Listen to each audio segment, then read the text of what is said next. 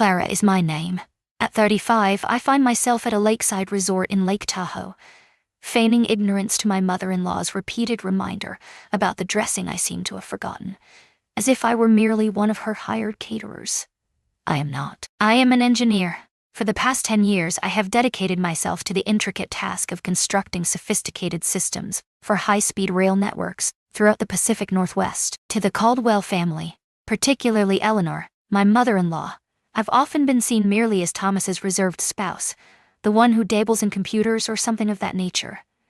They never truly inquired about my pursuits. They merely presumed that I lead a life of inactivity. At these family retreats, I have grown accustomed to fading into the background. Each summer, they convene at this very resort, an opulent haven nestled amid pine forests and the shimmering lake, adorned with crystal chandeliers and fireplaces that exude the scent of bygone wealth. With a polite smile, I arrive, striving to not internalize the fact that no one recalls my aversion to pork, or that I've already contributed the salad, or even that I am present at all. Yet, this year stands apart from the rest. This year, I am more than just a mere guest. I am the catalyst behind the transformation of the reservation system. I am the individual who granted approval for the menu. I am the one who chose to discontinue the Caldwell's favored guest discount. I possess the establishment, though as of now, that remains a secret to all. Allow me to take a moment to clarify. Thomas and I have shared nearly 11 years of marriage. He is a tenured professor, exceptionally intelligent, reserved, and possesses a unique kindness that shines through in his interactions. Yet, he never truly mustered the bravery to stand up to his family. Not when they requested my assistance in clearing the table, despite the fact that none of the other wives were anticipated to do so. Not when they referred to me as sweet yet unremarkable. Not even when Eleanor presented me to her friends as our Thomas's wife from, one of those schools out west. It hurt deeply, particularly since I had toiled relentlessly to obtain my degree, diligently paid off my student loans through countless hours of overtime, and began investing at an early age, all while they were gallivanting in Europe or showcasing their vacation homes on social media. Yet, I remained silent, continuing to construct. I have never sought to eclipse anyone. I simply observed, absorbed, and preserved. 7 years prior, I embarked on a journey of investing in small hotels and boutique properties through a fund that I played a pivotal role in structuring, albeit under the veil of anonymity. The majority of it revolved around business matters. However, when the opportunity to acquire their beloved resort arose last year, I didn't pause for a moment. The cost was considerable. I depleted a significant portion of my liquidity to bring this to fruition, yet I was certain it would yield rewards. Honestly, a part of me simply yearned to possess something that held significance for them. Something they believed was beyond my reach. Here I am at the welcome dinner, clad in my old navy sundress, while the others are elegantly adorned in Ralph Amanda and Loro Piana. They indulge in their wine, boasting about their latest Teslas. Thomas's brother just inquired if I might fetch a few extra napkins from the kitchen, as I appeared to be making my way in that direction. I was not. Yet, I ventured forth regardless, for I find no necessity in dispute. Not at this moment. Tomorrow evening, the resort manager will reveal that the property has a new majority owner, and when they inquire about the identity, he will gesture towards me, the expression on Eleanor's face absolutely invaluable. On the evening that followed the warm dinner, I found myself solitary on the balcony of our room, gazing at the lake as it glimmered under the cloak of night. All the others had descended to the fire pit, giggling, sipping wine, toasting marshmallows as if plucked straight from the pages of a glossy lifestyle magazine. The sounds reached my ears from this distance. Yet, I found myself on the outside looking in. Not quite. I had never been. From the instant I exchanged vows with Thomas, it felt as though I had entered a realm where my mere existence stirred a subtle unease among those around me. Not in an antagonistic manner. Indeed, that would have simplified matters. It had deteriorated further. The quiet omission, the subtle hints that whispered I was never entirely at home. His mother, Eleanor, never uttered words that were overtly unkind. She was never required to. Her tone held a certain weight as she inquired about the source of my dress. Ah, how wonderfully pragmatic. She would smile too tightly whenever I dared to voice anything that approached intelligence. Or how she once murmured to Thomas, her voice barely rising above a breath, just enough for me to catch the words. She possesses a certain kindness, yet there's a lack of, is she polished? Thomas never faced her directly. She never even admitted her mistake to me. He would simply grasp my hand and remark, "She means well." That was the line he cherished most. In the early days of our marriage, I made an effort. Alas, I made an earnest attempt. I organized Christmas dinners, presented gifts for all, and volunteered to assist in planning the family vacations. Yet, it seemed that nothing could ever suffice. For an entire year, I dedicated weeks to meticulously orchestrating the retirement celebration for Thomas's father. Secured a venue, crafted the invitations, managed the catering. During the event, his sister rose to deliver a toast, expressing gratitude to all those who lent their support. Subsequently, every sibling was named, along with their spouses, and even the caterer was acknowledged by name. "Not I," Thomas observed. He leaned in, pressed his lips to my cheek, and murmured, "You know you did the majority of it." Yet, he remained silent before the others. It has always been that way. Just a week shy of our 3rd anniversary, his cousin Sophie took me aside after dinner and remarked, "You know, it's quite remarkable that you've lasted this long. Many individuals who join this family through marriage tend to gradually disappear." Her smile was as if she were bestowing a compliment upon me. I returned the smile. That evening I wept in the shower, the water running high to mask the sound from Thomas. Eventually, I ceased my efforts. I dedicated myself to my work, concentrating on nurturing something within my grasp. It was at that moment that I embarked on my investment journey. Softly, steadily, I toiled for countless hours, forewent vacations, and navigated the same vehicle for 8 long years. They all believed it was due to my struggles. Unbeknownst to them, I was quietly amassing a war chest. And then, during the warmth of last summer, we found ourselves here. This very same resort. A change occurred. At dinner, Thomas's uncle quipped about my unexpected knack for being handy. Considering my background doesn't exactly scream wealth. All were filled with laughter, including Thomas. There I was, seated in silence, a smile plastered across my face. My teeth gritted so firmly that my jaw throbbed for days on end. As the night deepened, I caught the faint sound of Eleanor's voice drifting through the fragile hotel walls, engaged in a conversation with someone on the other end of the line. Though the identity of her audience remains a mystery, the words she uttered will forever linger in my memory. She poses no threat. Delightful. Yet she will never truly belong among us. Her demeanor speaks volumes. That shattered a part of my being, not due to its novelty, for it marked the end. It was on that night that I decided to reconnect with a former colleague who had ventured into the realm of hotel acquisitions. 4 months later, I finally put forth my offer on this place. They remain unaware of that fact. They remain blissfully unaware of it all. The agreement was finalized with a hushed finality. I utilized a holding company, Clear Pines Hospitality Group, to secure a controlling interest. I retained the current manager, enhanced several back-end systems, and implemented a handful of policy adjustments. Everything remains unnoticed. However, tomorrow evening, the identity of the individual behind the company will be unveiled at the resort's annual ownership summit, and their jaws are bound to collide, particularly upon discovering that Clear Pines has decided to discontinue legacy family discounts altogether. All the rooms they have reserved for next summer will be at full price, and here lies the unexpected turn. Thomas remains in the dark.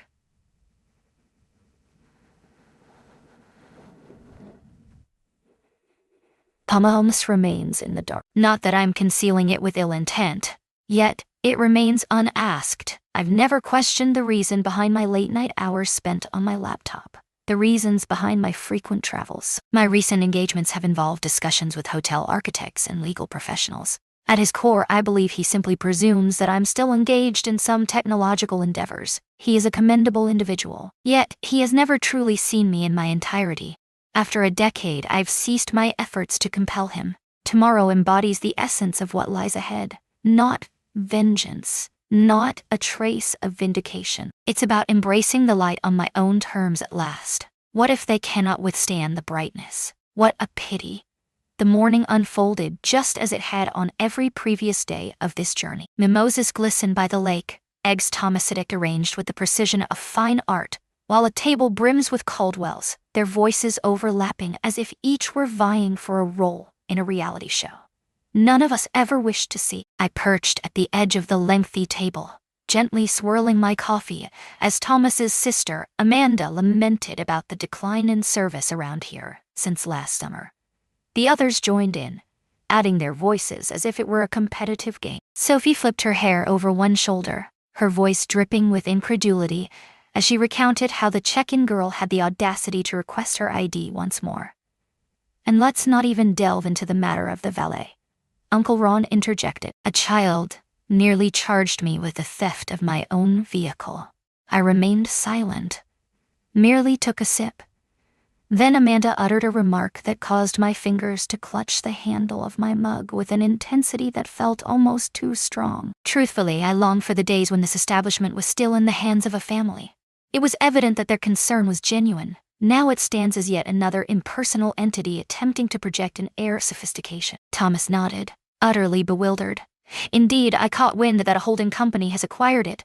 Devoid of spirit now, only policies. Devoid of spirit now. Indeed, that anonymous corporation had enhanced the security system, enriched employee Thomasifits, replaced the musty AC units in half the cabins, and implemented a lake filtration system that the previous owners had neglected for years. Yes. Let us indulge in the fantasy that things were somehow superior when the manager graciously bestowed free rosé upon affluent families merely for their presence. What truly struck me, however, was that Thomas remained utterly unfazed, completely oblivious to the irony at play. Not once did he inquire about my constant presence on Zoom calls throughout the week, nor did he question my nightly disappearances after dinner to stroll the property with a clipboard in hand. It simply eluded his thoughts. It never crossed their minds that I could hold any significance in this place. I believed that was the pinnacle of my misfortune. Until the evening meal. On that evening, the family convened in the intimate dining hall. Eleanor had orchestrated it all, naturally, and was adamant about the dress code. Polished yet effortlessly stylish, whatever that might entail. I donned a navy sheath dress, a delightful find from last winter's clearance, and complemented it with the same nude heels that had graced my feet during my college graduation. Eleanor scrutinized me from head to toe, as if evaluating a couch she was considering sending back. Before we could even indulge in dessert, the conversation shifted once more to the intricacies of resort management. Honestly, who decides to renovate the pool deck in August? Amanda remarked. It seems as though they have no experience managing a property whatsoever. It's likely that a tech executive acquired it as a personal pastime. Marcus, Thomas's cousin, interjected. Believes that running a resort is akin to overseeing an application. I would be eager to engage with the individual in charge, offering them valuable perspectives. Thomas leaned in closer and whispered softly to me. Perhaps it would be wise to pen a review. It may prove to be Thomas official. I remained silent. I found myself preoccupied with the searing sensation that gripped my chest. And then Eleanor, ever sweet and smiling yet tinged with her signature passive aggressiveness, raised her wine glass and remarked, "Well, I just hope whoever purchased the place understands that families like ours are the ones who built its reputation. We are more than mere visitors. We are the very essence that bestows value upon this place." I gazed at her, taken aback, not merely by the audacity of it, but by the unwavering self-assurance. Her voice carried an undeniable authority, as if the universe itself still turned on the axis of her checkbook. It became unbearable. I politely took my leave from the table and ventured outside into the refreshing embrace of the night air. My hands trembled, and it wasn't due to the cold. I lingered at the weathered stone railing, gazing out over the tranquil expanse of the lake. In the distance, the soft notes of a piano began to drift through the lodge, a slow, lilting melody that wrapped around my heart, causing it to tighten with an unexpected ache. I retrieved my phone and dialed Ethan, the property manager. He answered on the second ring. "Greetings, boss. Are you prepared?" I cast my gaze back through the window. They shared a moment of laughter over something amusing. "It is likely to be me." "Proceed," I commanded. "Reveal the new ownership this evening just before dessert is served." "Understood," he replied. Are you certain you don't wish to be present in the room? No, I murmured. Allow them to linger in it for a moment. I ended the call and sat in silence, anticipation hanging in the air. Within the confines of the room, I observed Ethan ascend to the forefront, delicately tapping his glass. Silence enveloped the room. His words were lost to me, yet their meaning was unnecessary. I was familiar with the script. In light of our recent ownership transition, it is with great honor that we announce Clear Pines Hospitality Group has taken full control of the resort. This evening, we wish to recognize the owner, whose vision and support have made this achievement possible. I re-entered just as the final words echoed in the air. Miss Clara? The stillness was overwhelming. With deliberate steps I entered, the sound of my heels resonating against the wooden floor. All eyes were drawn. Amanda let her fork slip from her grasp. Sophie's jaw dropped in astonishment. Eleanor's wineglass tipped precariously, spilling its contents onto the pristine white tablecloth, yet she remained blissfully unaware. Thomas simply gazed at me, as if I were a stranger he had never encountered in his existence. I fixed my gaze upon him. Did you wish to share your thoughts in a review, Thomas? I spoke with a sense of tranquility. I would be delighted to send it to myself. Have you ever witnessed a group of individuals suddenly go silent, as if they've been caught in the act of disparaging their superior, only to discover that said superior was merely 2 chairs away the entire time? Increase that by a factor of 10. Incorporate wine. Infuse a sense of generational entitlement. The dining hall fell silent after Ethan spoke my name. Thomas's aunt truly found herself in a perilous situation with her lemon tart. Marcus let his phone slip from his grasp. I believe I heard someone say, "Hold on, her." It felt as though I was invisible, as if I had never even entered the space. And what of Thomas? He regarded me with a gaze that seemed to waver between admiration, a sense of betrayal, and a hint of embarrassment for his own ignorance. To be frank, I doubt he had made up his mind by the time dessert arrived. I chose not to resume my seat. I strode confidently to the head of the table, where Eleanor typically sat, and seized the microphone that Ethan had carelessly abandoned. My hands remained steady. I cast my gaze upon each of them, gradually, intentionally, and then a smile graced my lips. Fear not, I reassured. All of you remain welcome here, just as everyone else does now. Silence enveloped the space, thick and palpable. No complimentary upgrades, no unauthorized reservations. There are no concessions for being a Caldwell. Not any longer. I passed the microphone to the pianist, then turned and exited swiftly, before anyone had the chance to muster a semblance of polite applause. I reached the hallway just in time to let out a breath I hadn't realized I was holding. That was the moment everything changed. Something shattered within me, not from a place of anger, but rather from a sense of relief. After a decade, I found myself stepping back from the game.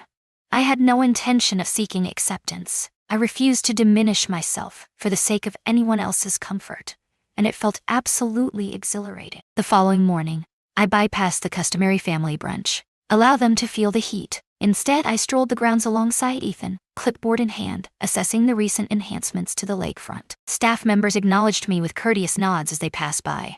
The guests beamed and gestured with friendly waves. The resort pulsed with a vibrancy it had never possessed during my time as merely Thomas's wife. At the stroke of noon, the first message arrived. By Amanda.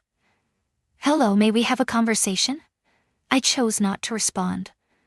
Moments later, a knock echoed through my door. It was Thomas indeed. He appeared anxious, reminiscent of someone on the verge of requesting a raise he is acutely aware he hasn't earned. Nina, he began. Is it possible for us to... are you feeling all right? For a fleeting moment, I held his gaze. He was not an ill-intentioned soul. That was the very thing that intensified the challenge. I merely stated, you never inquired. Never. He blinked slowly. Inquired about what? The nature of my work, the reasons I find myself burning the midnight oil, and the destinations I explore during my travels. You never inquired. I never considered it necessary, he uttered, as if that clarified everything, precisely. I remained composed. I did not raise my voice. I allowed the silence to linger between us, until he finally departed. That evening, a quaint cocktail gathering unfolded for esteemed legacy guests, a formality I had contemplated canceling, until the realization struck me that there was no need to do so. It could be repurposed. Thus, I proceeded. The room buzzed with elegantly dressed guests, their champagne flutes raised in quiet conversation, casting furtive glances toward the entrance as if I were an unwelcome surprise about to make my entrance. I bided my time, allowing them to reach the midpoint of their toast before making my way to the front. "Good evening," I spoke into the microphone. "A few of you are already familiar with my presence. Many of you believed you understood me." Gentle chuckles, apprehensive looks. I turned to the second slide displayed on the screen behind me, a captivating aerial depiction of the resort's forthcoming expansion. New cabins will be introduced, alongside a wellness center and a dock designed for community kayaking programs, all supported by a fresh initiative, the Caldwell Women's Fund. At the sound of Caldwell, Thomas's mother brightened noticeably. It was likely perceived as a matter of familial heritage. I pivoted and met her gaze with unwavering intensity. The name pays homage to my mother, Cecilia Caldwell. For 16 years, she dedicated herself to cleaning motel rooms in Oregon, all while raising me single-handedly. Through her actions, she imparted the invaluable lesson that respect must be earned, not simply inherited. Eleanor's smile faded away, as if a curtain had been drawn, and then arrived the unexpected turn of events. I turned to the last slide. Additionally, I mentioned in a casual manner that beginning next season, we will be evaluating all current private ownership partnerships, which includes vacation properties that are presently under long-term family leases. I felt no need to voice it aloud. They were aware. Thomas's uncle possessed a pair of those cabins, rented out at remarkably favorable rates since the 1990s.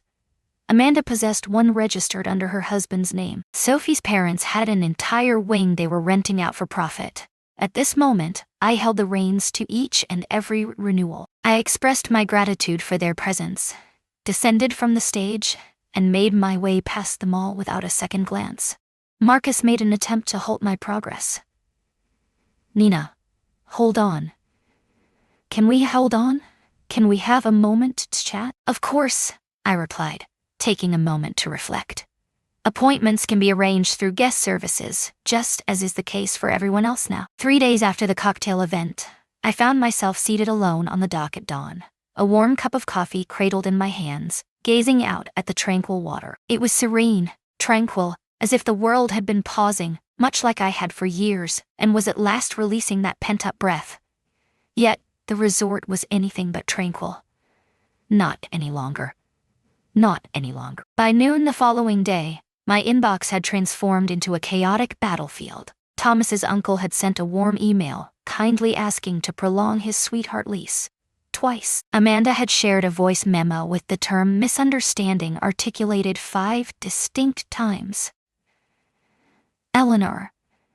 She left a voicemail that I've listened to only once, for her voice seemed to be squeezed through a smile so sharp it could slice through glass. "Nina dear, it seems to me that things have taken quite a dramatic turn. Wouldn't you agree? We are bound by the ties of family. We can come to an arrangement, lady to lady. Indeed, indeed, the very woman who, during Thanksgiving, inquired whether I had thought about enrolling in a posture class, given that engineers often have a tendency to slouch." Yet the fire of anger had long since extinguished within me. I was exacting. As the week drew to a close, I had my legal team meticulously examine each cabin lease, uncovering the clandestine subletting that Amanda had been orchestrating for years. All Thomas at the surface. She had earned more than $40,000 by renting out her private family cabin during the peak seasons, yet she never disclosed a single penny of it. Our pursuit was never about the money. We pursued the tax records. 2 weeks later, a formal audit request arrived from the state. I remained silent, merely passing along the contact details for an excellent CPA. Thomas's uncle trailed flee behind. His cabin lease had long since lapsed, and he had resorted to clandestine arrangements to maintain his hold on it. I did not rescind it completely. I allotted him a 30-day period to vacate the premises and subsequently entrusted the space to a non-profit organization dedicated to supporting disabled veterans and their families.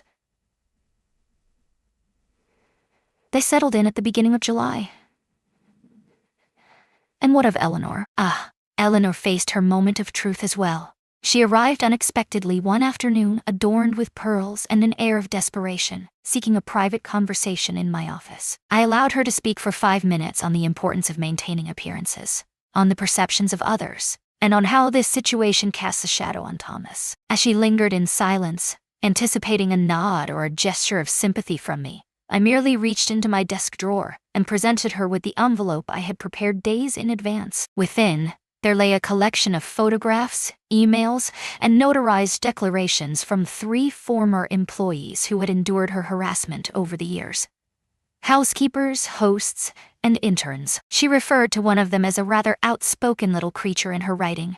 I had discreetly resolved all 3 cases following the acquisition of the property and extended formal apologies. Yet, as she stood before me, I informed her that I had crafted a press statement in case she ever attempted to portray herself as a victim in the public eye. I emphasized that this was not a matter of threats. The essence revolved around truth. She departed, trembling. And what of Thomas? He never engaged in battle with me. Not a single time. Following the revelation, he descended into turmoil, doubting all that he once held true. Not only me, but him as well. The absence he felt, the question he neglected to pose. In the weeks that ensued, we engaged in lengthy and arduous discussions. Tears fell silently. Stillness. Remorse. Ultimately, I expressed a thought that had eluded my consciousness until the moment it escaped my lips. I did not enter this family with the expectation of acceptance. I lingered, clinging to the hope that one day you would truly notice me, do more than merely stand beside me. However, I find that I no longer require that, for I behold my own reflection, and that is sufficient. A month later, he slipped away silently. We are not adversaries.